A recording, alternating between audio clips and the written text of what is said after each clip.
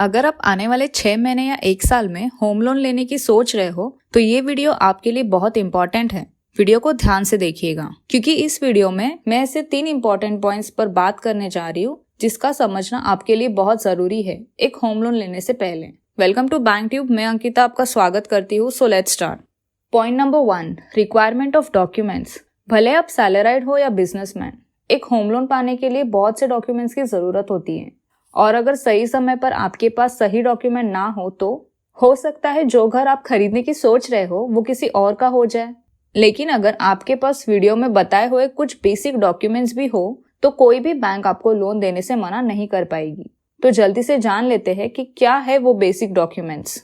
अगर आप सैलराइड हो तो एटलीस्ट ये बेसिक डॉक्यूमेंट्स आपके पास होना जरूरी है, जैसे कि PAN card, Aadhaar card, 6 month salary slip, last 2 और 3 इयर्स का फॉर्म 16 या income tax return, last 1 year salary account statement. That's it. यहाँ फॉर्म 16 आपको आपके एचआर से मिल जाएगा। अगर आपको आपकी कंपनी फॉर्म 16 इशू नहीं करती तो उस केस में आप हर साल इनकम टैक्स रिटर्न जरूर भरें, भले आपकी इनकम टैक्सेबल हो या ना हो। इसके अलावा ये मेक श्योर करें कि आपकी सैलरी हर मंथ आपके सैलरी अकाउंट में डायरेक्टली क्रेडिट हो एंड सैलरी कैश या चेक में लेना अवॉइड करें। अगर आप बिजनेसमैन हो तो PAN card, Aadhaar card, last 2 और 3 year income tax return, last 1 year statement of current account और any business location related proof like GST registration या उद्यम सर्टिफिकेट या business licence, electricity bill etcetera. यहाँ ध्यान देने वाली बात यह है कि आप कैश में बिजनेस की डीलिंग कम करें और ज्यादा से ज्यादा टर्नओवर आप आपके करंट अकाउंट के थ्रू कीजिए, क्योंकि आपके आईटीआर की इनकम का आपके स्टेटमेंट ऑफ अकाउंट से मैच होना जरूरी है। अगर आपका बिजनेस स्मॉल साइज का है और आपके पास करंट अकाउंट नहीं है तो आप आपके सेविंग अकाउंट में भी ट्रांजैक्शन कर सकते हैं और उसकी स्टेटमेंट होम लोन के लिए दे सकते हैं। और कोई भी घर लेने के लिए आपके पास मार्जिन मनी का होना बहुत जरूरी है, क्योंकि बैंक प्रॉपर्टी के प्राइस का 90% तक ही लोन करती है।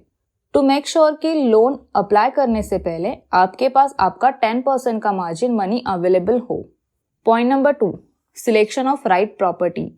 अगर आप होम लोन लेकर अपना खुद का घर लेना चाहते हैं तो ये मेक श्योर करें कि जो प्रॉपर्टी आपने देखी है उसका टाइटल क्लियर हो। टाइटल क्लियर से मेरा मतलब ये है कि वो घर जिस बिल्डिंग में है और वो बिल्डिंग जिस जमीन पर बनी है उससे रिलेटेड सारे रेलेवेंट पेपर क्लियर हो, जैसे कि उस बिल्डिंग का development permission, approved plan, commencement certificate, completion certificate, occupancy certificate वहां के लोकल अथॉरिटी से ली गई हो। जनरली अगर आप रेप्यूटेड बिल्डर से फ्लैट परचेस करते हो तो ऐसे बिल्डर हमेशा सारे परमिशंस लेकर ही फ्लैट बनाते हैं। फिर भी आप जिस बैंक से लोन लेने का सोच रहे हो वो बैंक के पैनल्ड एडवोकेट से भी आप फ्लैट के रिगार्डिंग लीगल ओपिनियन ले सकते हो। सेकेंडली, आप जमीन खरीदने के लिए प्लस उस पर घर बनाने के लिए भी बैंक से लोन ले सकते हैं, बट इस केस में भी आपको सारे परमिशन वहां के लोकल अथॉरिटी से लेने होंगे। Third point, selection of right bank for loan. अब मान लो आपने लोन लेने के लिए डॉक्यूमेंट्स भी अरेंज कर लिए और अपने राइट प्रॉपर्टी भी चूज कर ली, लेकिन अगर आपने लोन लेने के लिए गलत बैंक चूज कर लिया तो आपको फाइनेंशियली और मेंटली बहुत नुकसान हो सकता है। सबसे पहले राइट बैंक चूज करने के लिए इन पैरामीटर्स को जरूर याद रखें। फर्स्ट, वो बैंक चूज करें जहां पर आपका ऑलरेडी सैलरी या बिजनेस अकाउंट हो, यानी कि आपका एग्जिस्टिंग बैंक, क्योंकि वो बैंक आपको जानती है और आप भी उस बैंक को। तो ऐसे में लोन लेने का जो प्रोसेस होता है वो थोड़ा फास्ट हो जाता है। सेकेंडली, मान लेते हैं आपकी जो एग्जिस्टिंग बैंक है जिससे आप बैंकिंग कर रहे हैं उससे आप लोन लेना नहीं चाहते तो आप उस बैंक को चूज करें जो बैंक आपको best home loan rate of interest offer कर रहा हो।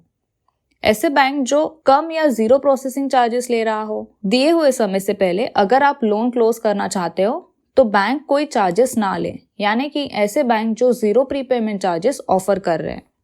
और लास्टली, ऐसे बैंक चूज करें जो आपको लोन लेने से पहले और लोन लेने के बाद बेस्ट सर्विस प्रोवाइड करें, क्योंकि होम लोन एक लॉन्ग टर्म प्लानिंग है और इस लॉन्ग टर्म में अक्सर बैंक से हमें होम लोन रिलेटेड कुछ ना कुछ डॉक्यूमेंट्स जैसे कि statement of account, interest certificate etcetera की जरूरत पड़ती रहती है। सो मेक श्योर कि इन तीनों पॉइंट्स के अलावा ऐसे बैंक चूज करें जो बेस्ट सर्विस प्रोवाइड कर सके। सो इसी के साथ वीडियो यही समाप्त करते हैं। आई होप ये वीडियो आपको इन्फॉर्मेटिव लगा हो। मिलते हैं फिर से एक नए इन्फॉर्मेशन के साथ। Thank you.